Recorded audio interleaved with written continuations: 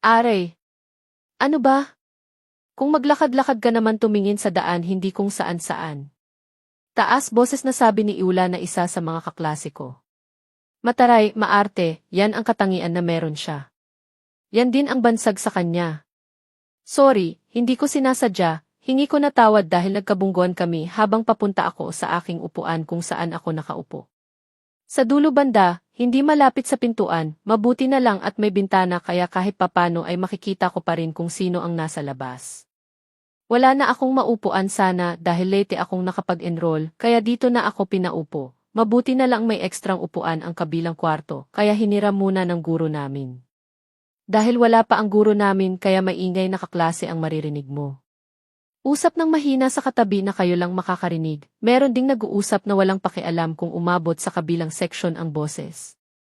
Walang ibang grupo na maingay sa classroom namin kundi ang mga lalaki. Pinagunahan na ito ng mga kagrupo ni Ignacio Baltimore. May chick sa kabilang classroom, puntahan natin mamaya at magpakilala, sabi ni Junard. Ba? Iyon ba yung chinita na maputi? Tanong naman ni Cinco. Yep. Sana mabait at hindi suplada. Ano sa palagay mo dude, Ignacio? Tanong nito sa kaibigan. Nilagay ko ang bag ko sa gilid ng upuan at nilabas ang mga libro at notebook ko. Naririnig